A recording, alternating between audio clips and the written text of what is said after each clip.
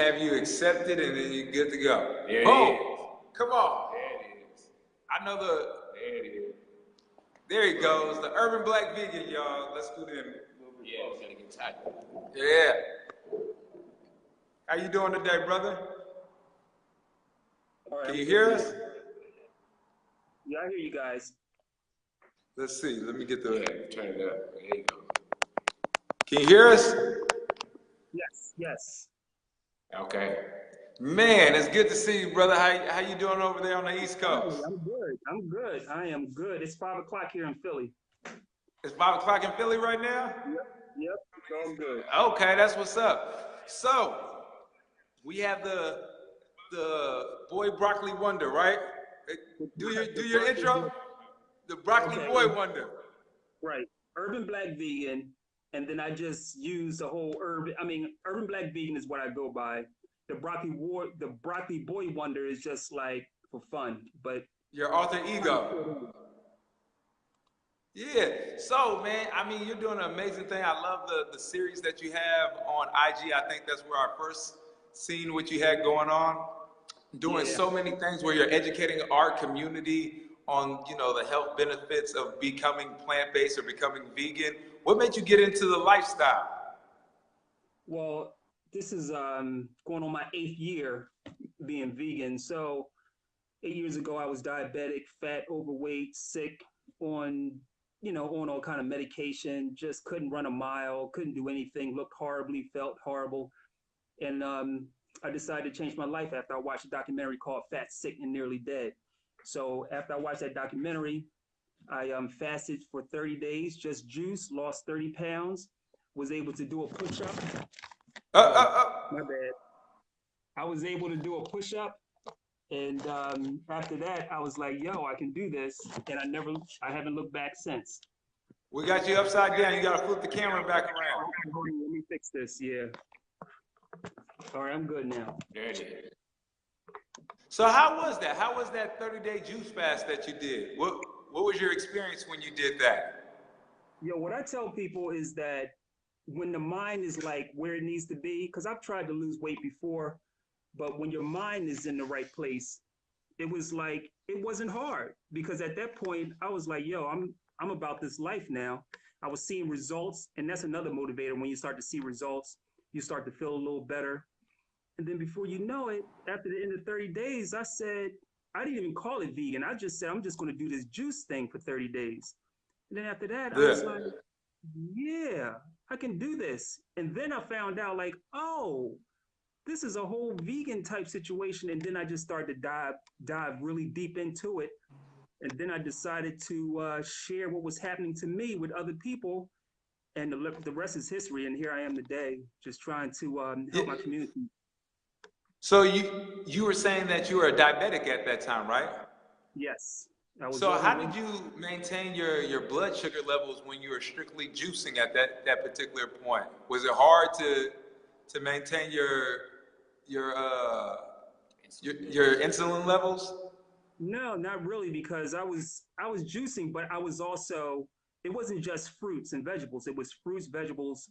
I mean, it wasn't just fruit. It was fruit and vegetables. So you're getting that fiber along with that fruit. So therefore, you don't have those high spikes, because you're getting that fiber that kind of keeps that sugar in check. So it was good. And I started to go to the gym a little bit. I could only walk on the treadmill because I couldn't even do a push-up. So, I mean, I couldn't run because I was just so out of shape. But, slowly but surely things started to happen. And now I'm like running marathons, training for my first triathlon, and the list goes on. Man, that's beautiful. How old are you, if you could let the listeners know? 51. 51, and you're about to do a triathlon? Yes. That's what I'm talking about. So I got a question for you. So, all right, so you've been around for a minute on the planet, right? Do you feel like that? Do you feel like as you get older, you get more refined and more focused? Like, you know what I mean? Like at 50, compare yourself from like 51 where you are now to maybe like 41 or 31. What's the contrast that you find during that time, that comes along with age? Yeah, it's pretty easy to to reflect back because, when I started this journey, I was 43. I was 43. So all in my 40s and even my 30s, my 40s, it was basically, I thought I was invincible, and especially what happens is when you're young, you think you're invincible. You can eat anything. You can, you sleep around. You do all kinds of crazy, you're reckless. But the thing that comes with age is you start to understand, like, you know what? We all have a limited time on this planet, and I can't live recklessly. You have then you start to realize you have a family, you have responsibilities. So for me, yes, the reason I started was for self, as far as this whole vegan journey, it was for self. But then when you start to get older, you start to realize your responsibilities. So you understand that you're not doing it just for you. You're doing it for your family, doing it for your wife, your daughter, your family members. I tell people being vegan is probably the most unselfish thing you can do because of the fact that you are relieving the burden from your family, that they won't have to take care of you because you won't be able to take care of yourself. Hopefully you won't, the likelihood of you incurring like these debilitating diseases, chronic illnesses goes down significantly. So I'm trying to remove the burden that my family would have to endure because of the fact if I had decided to just continue on the track that I was, continue to be selfish, eating whatever, living recklessly, and not taking into consideration others. So for me, being vegan is probably the most unselfish thing I can do because I am making sure that the burden won't fall upon my family because of selfish things that I'm doing as far as putting certain things in my mouth. I got a question for you. Now, Sure. since going vegan, because same age, I went at 43, I stopped eating meat, same as you. But since then, is your family members and any of your friends since converted over and got with you on the veganism? Well, the funny thing about it is that I think as time has passed, initially it was just me. The reason I started doing this whole, I started on YouTube. I have a ton of videos on YouTube. That's where I started. I started doing this because I couldn't find anybody that looked like me. I could find a lot of women. I'm talking about guys. I'm talking about guys in their 30s or 40s who was doing this thing. And I said, why don't I do it? Because there was no one else around. But now, because of social media, because of all the documentaries, and be frank, because of What the Health, now people are waking up and they're saying like, oh, Josh, you've been doing this thing for a minute. So now all of a sudden I become like this vegan ambassador, the guy you go to ask all the Right. questions. Now it's making sense for them. Now they're like, this is what you've been talking about all this time. So maybe I like to tell people like being vegan is like a big giant pool party. You can come to the pool party. My goal is to get you in the pool. So a lot of people are like wanting to come to the party. Now they're like dipping their feet into the pool a little bit. They're trying to understand it. They're eating a lot of processed food, vegan food, because they're still not clear. But my goal is to get them fully in the pool, to get them eating whole foods, so that's the next step. But there's a lot of people who are trying to get in the party now, man. So I'm like, okay, let me show you what to do. So I like that you brought that up because I mean a lot of people hear the word vegan, they automatically think healthy, right? And as we know, there are junk food vegans out there. Like when you started your personal journey, were you one of those junk food vegans, or did you kind of have a good understanding of what you needed to do from day one? No understanding.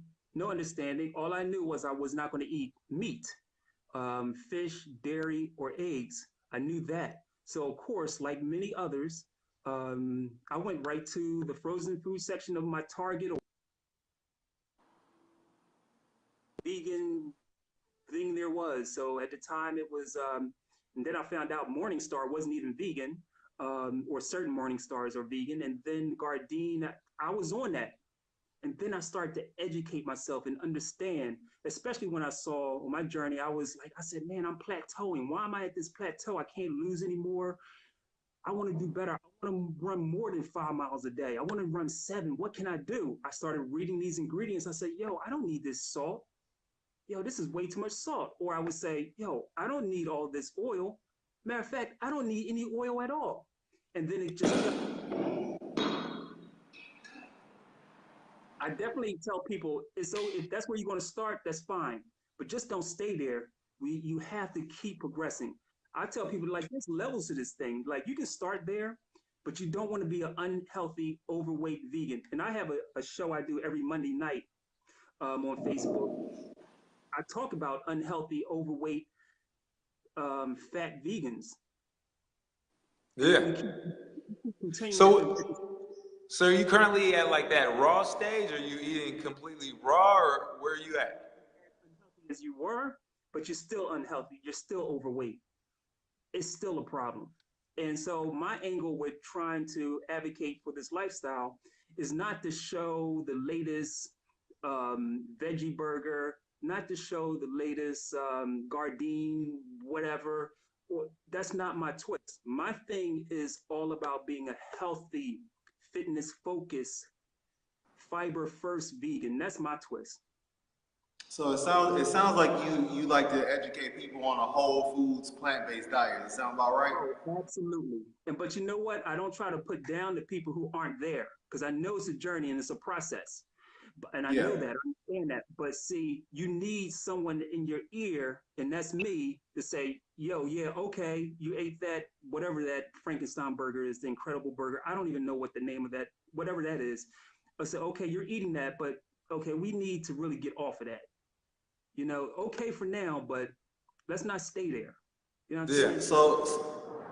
So I got a question for you. So do you? I noticed your videos that you did on Instagram, and I wanted to know: do you have a video background? Like, do you have any type of video background in Yeah, because those are well put together, brother. Like it looked like you take quite a bit of time to create those videos on your Instagram. Yeah, man. There's um yeah. So what I do is I'm an artist. That's what I do. You know, Okay. I work for myself. I have a studio. Like all the videos are shot here in my studio. It's about 3,000 square foot studio, and I'm a photographer. I'm not a videographer. Like I don't do that for money for anybody else, but I do photography, graphic design, web design. I'm in the arts. That's what I do on an Okay. everyday, on an everyday basis. So it kind of comes easy for me to kind of like have a creative angle on the videos. You know, I definitely want to make this. I'm trying to build the whole Urban Black Vegan as a brand. So we have the different social media platforms. Like on Instagram, there's only videos. That's all there is on Instagram. On Facebook, there'll be a little mix of information from others and whatnot. And then on YouTube, which is long form videos, you'll see me doing cooking videos and other things like that. But I'm not really trying to do a whole lot of the cooking. And I'm not trying, even though I work out every day, I'm not really trying to do the fitness because I think a lot of us in the vegan community, we try to approach veganism from two angles. One, the food. Two, sometimes the fitness. I want to go a little bit deeper than that, and I use a term like thinking outside the plate to kind of promote my brand and the angle that I'm trying to, put out there. So right now, with your entire brand, I'm pretty sure you've done a few veg fests and everything. Am I correct?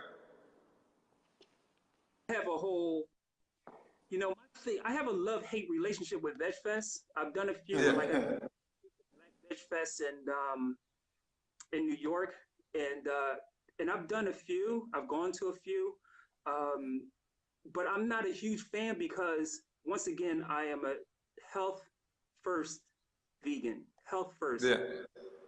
It's not promoting healthy food. So I go and I don't eat anything.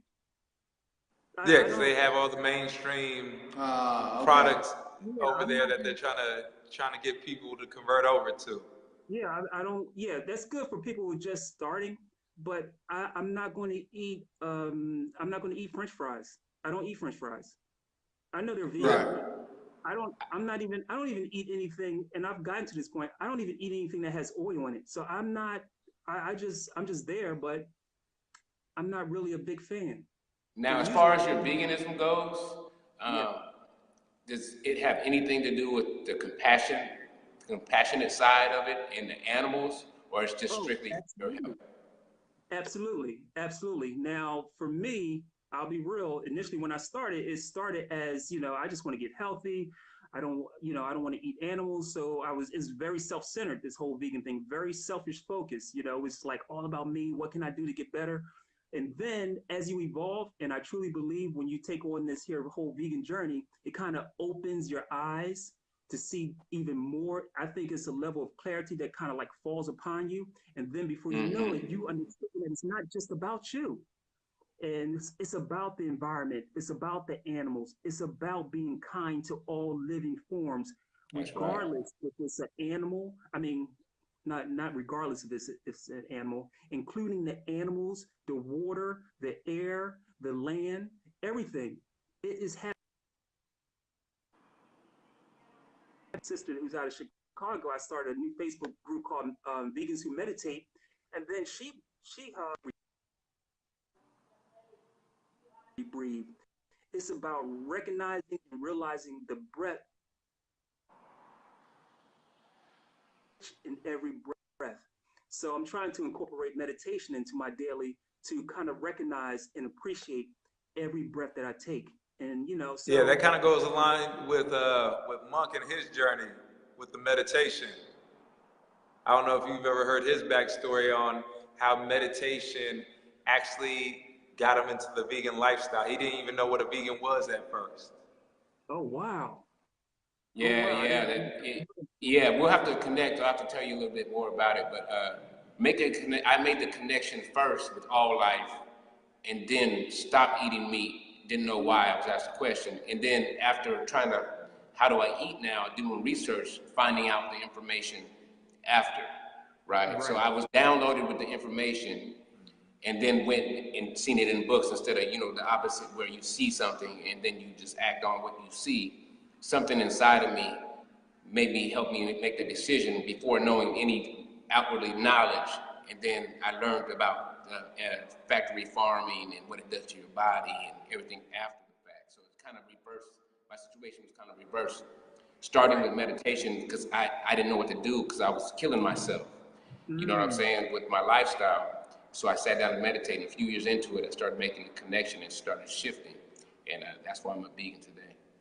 That's awesome. And I always tell people when I talk to a lot of people, I always tell them people there's so many different ways. Everyone's journey is a little bit different. Everyone's story to how they got to where they are is a little bit different. That's why I do my Facebook show, because I like hearing people's journeys. I love to hear how they got to where they are, because it's always a different story, man. And it's usually very compelling. And unfortunately, in our community, the Black community, a lot of people get to this vegan thing or plant-based or ITAL, whatever you want to call it. They get here by way of chronic illness. And it's so sad and unfortunate that they have to get here because of that. So my job, I call myself the awareness to our community. Like, don't wait till it's not too late, but don't wait till it's something. Be proactive instead of being reactive, right? Do that, we can change our community. I mean, physically, because I don't think we can even fight the powers that be if we're not even strong enough to fight the powers that be. You know what I'm saying? So, So I've never been to Philadelphia. Is it a lot of food deserts out there in the urban community out that way? No, it's funny that you brought that up, because I go to a lot of like, I've been going to more like conferences opposed to festivals, because I can do more. I can spread. I'm more effective at a conference than I am at a festival, and I'll tell you why. I go to these. And this is based on that word that you just said, that phrase. I go to these conferences, and I'm usually the only Black person there, because let's be real, our people just don't know what's going on. So exactly. I put out the money. I go to these festivals. I'm the only Black, not festivals, these conferences, major conferences with major people there. And they're talking about they're talking about food. The future of food was one that I just went to at the University of Penn. And there was 3 Black people. I'm one of the 3. And they're talking about how they're supplying the world with what's called clean meat. Very interesting discussion. Well, anyway, they like to throw around this phrase, the others, white people, there's no other way I can put it, of food deserts. I don't buy into that. I live in what would be considered a food desert, but I don't live in a desert. See, for me, words are so powerful. So if you're going to tell people that they live in a desert and they start to believe that they live in a desert, they start to believe that there's no way that they can eat healthy because there's nothing available, then you're going to believe that and you're going to follow suit because I believe the way we think is just so powerful. So for me, who I live in the inner city, which would be considered kind of like a tough area,